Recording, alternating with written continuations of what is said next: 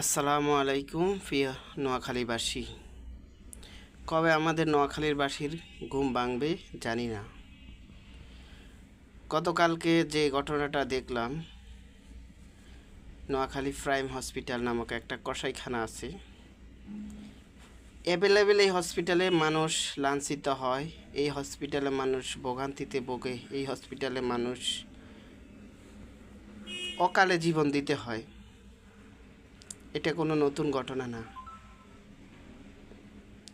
আমি শুধু নোয়াখালীর বাসীর উদ্দেশ্যে এবং নোয়াখালী প্রশাসনের উদ্দেশ্যে বলতে চাই, এই হসপিটালটার বিরুদ্ধে অসংখ্য অভিযোগ, তারপরেও কেন এই হসপিটালটা এখনও এখানে টিকে আছে এবং কি কসাইখানার মতো গলা কাটার মতো কর্মকাণ্ড চালিয়ে যাচ্ছে। নোয়াখালী জেলা বাংলাদেশের মধ্যে অন্যতম ধনী জেলা। এখানে 250 শস্য বিশিষ্ট বহুতল হসপিটাল ভবন নির্মাণ হওয়ার সত্ত্বেও বিভিন্ন সিন্ডিকেটের কারণে এই হসপিটালের বহুতল ভবনটা এখনও পর্যন্ত পরিত্যক্ত অবস্থা আছে। কেন?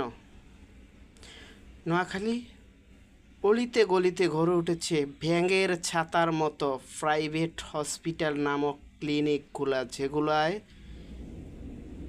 অসহায় মানুষদের গলা কাটা হয়। ভুল চিকিৎসায় প্রতি বছর অনেককেই জীবন দিতে হয়। আমি এটার তীব্র নিন্দা এবং প্রতিবাদ জানাই।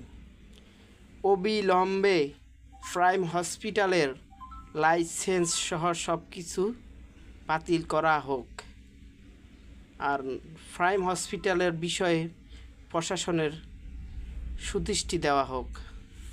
ধন্যবাদ। আসসালামু আলাইকুম।